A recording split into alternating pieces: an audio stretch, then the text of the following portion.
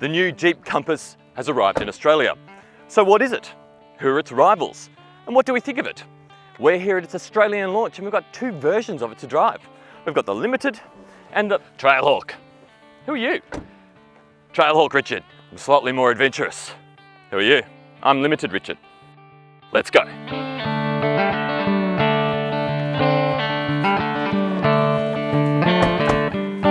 This new Compass looks more like a mini version of the Grand Cherokee than a Cherokee, and that's no bad thing at all. To tell the difference between the Limited and the Trailhawk, just look for the red bits. Those are recovery hooks, and there's that blacked out grille. If you know Jeeps, you'll know the Compass's insights. Well, there are those very Jeepy air vents, that steering wheel, that display. The Trailhawk and the Limited have a premium looking cabin, although those leather seats could be a bit softer, a bit more supportive. Okay, away we go. Now, the Jeep Compass is small. It's a small SUV, but it's not as small as Jeep's Renegade. It's not as big as Jeep's Cherokee. In Jeep's SUV lineup, it slots in right in between those two. In terms of rivals, Mitsubishi Eclipse Cross, pretty much bang on in terms of size and in price. Nissan Qashqai, same thing, same size, similar pricing as well. Honda HR-V. Honda HR-V is a bit smaller in lengths, about that much smaller. I've got a phone call coming through. Hello? Hello? Mate? How you doing? Who is this? It's Trailhawk Richard. Oh, how'd you get this number? How'd I get your number? Got my ways. Yeah, right. Hey, you want to compare notes?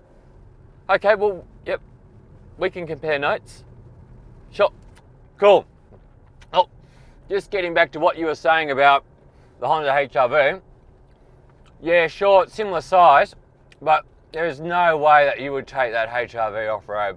Not intentionally, anyway. I mean, the Trailhawk's got a lockable 4x4 system and even a low range setting. The Limited's also got a lockable 4x4 system, and like the Trailhawk, it can devote 100% of the torque to a single wheel if it needs to. The Limited comes with all the trimmings. It's got leather seats. I get those, I get leather seats. It's got heated front seats. No, I don't get heated front seats, I don't get heated any. 8.4-inch touchscreen. I get that. With Apple CarPlay. Apple CarPlay, yes. Android Auto. Android Auto. Sat Nav. Yes, sat nav. Proximity key. No, I don't get proximity key. Push button ignition. Yeah, all right. No, I get that as an option. 9-speaker Beats audio sound system. No, I don't get your 9-speaker Beats audio sound. All right, stop it.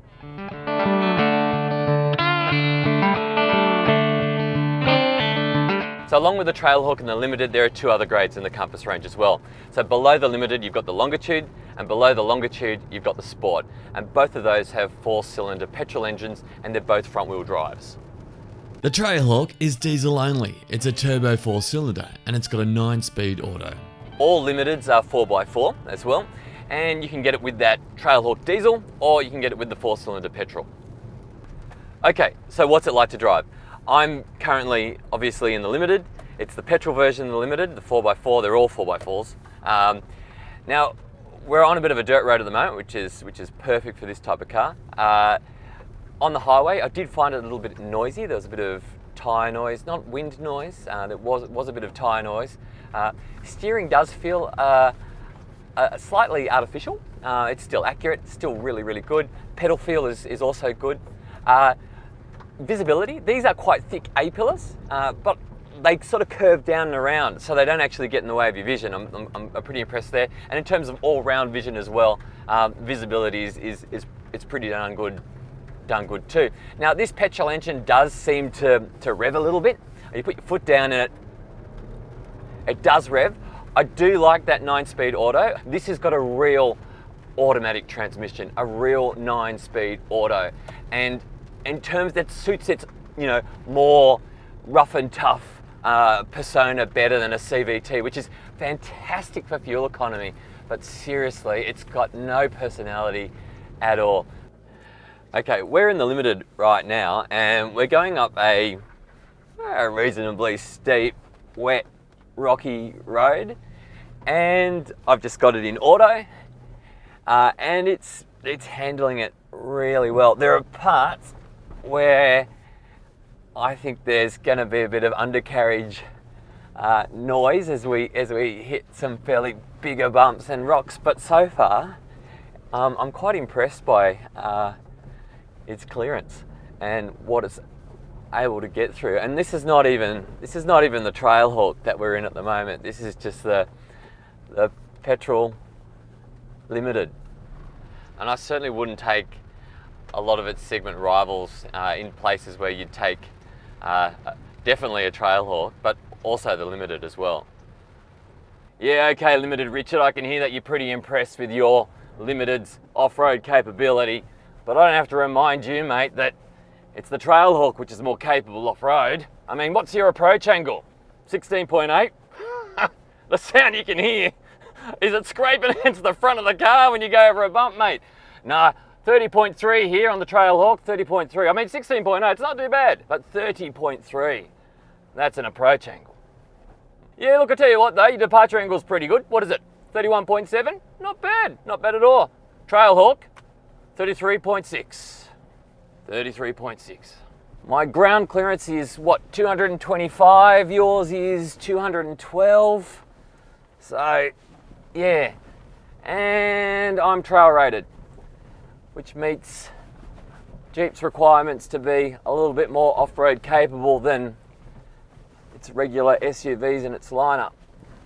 Now the Limiteds come with a 4-cylinder petrol, as Limited Richard told you. They're naturally aspirated. The diesel engine is also a 4-cylinder. It's a turbocharged one though. It makes around about the same amount of power, more torque, and the torque comes in from 1750 RPM. So we idle at, what's that, about 800, and then there, that's where all your maximum torque is coming right then. So it's really good, it's really low down torque, great for towing. I also think it's feels a little bit more responsive and a bit more grunty as well. Well, it definitely has more torque. I think one of the things that's missing on both cars is paddle shifters. A lot of people don't like them. I do. It just feels like you've got a little bit more control and get a little bit more sporty. Now, Limited Richard complained about a bit of road noise coming from the tyres in his Limited. In terms of that type of thing in the Trailhawk, yeah, getting the same type of thing. Different wheels and tyres on the Trailhawk, but still getting quite a bit of noise filtering into the cabin. A little bit more than I would like. And in the same way that the Limited isn't as refined to drive as, say, one of its more city-based rivals, the Trailhawk is a little bit more agricultural as well, a bit more rough and ready. But again, that suits the sort of the Jeep image of being, a bit more tough. Now, as for handling, yeah, look, it's no BMW M3, but it's absolutely fine for a small SUV. And I would even say that the ride in the Trailhawk is more comfortable than the ride in the Limited. And that could be because of a number of factors. The actual sidewall on the tyre is higher. And the tyre itself provides quite a lot of cushion too. Okay, from a safety point of view, 5-star ANCAP rating, it's the maximum score it can get. 7 airbags. The one issue which I find a little bit frustrating is that AEB is not standard across the range. You have to option it. Yeah, no AEB is standard. It's a bit frustrating. And like, these cars aren't cheap. 45k almost for the Trailhawk, and no AEB is standard. I mean, yeah, you can get it as part of a pack, and on the Limited and on the Trailhawk, you get all manner of advanced technology like blind spot and rear cross traffic and the AEB. And if you want on the lower grades like the Sport and the Longitude, you can option AEB, but none of those other fancy advanced safety tech. But yeah, in this day and age, you would be expecting AEB, even though it makes things less adventurous, to be standard. Another thing I don't like, another thing I'm not too happy about, is a reversing camera. Check this out. Giant screen, like screen as big as my hand, but reversing camera is like you're looking back into 1985. The picture is absolutely shocking.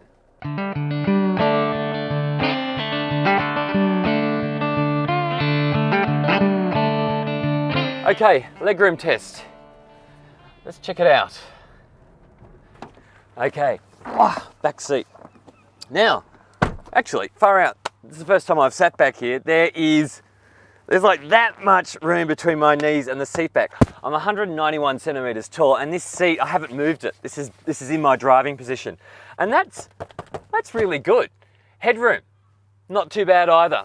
Yeah, and same back here. Headroom is really good too. That sunroof does bring the ceiling height down a little bit, but yeah, that's plenty. Let's check out the boot. Boot, boot, boot, boot, boot. Auto tailgate, yeah, don't have that. 438 litres. And that is one of the biggest boots you'll find in this segment. So there you have it, a quick introduction to Jeep's new Compass. I tell you what, in a world where most small SUVs are really only designed for the city, it's good to see something with a bit of off-road capability, like the Limited. And if you want something that's slightly more adventurous, you know where to come. Can I have a go of yours? Yeah, sure. You're gonna need this though.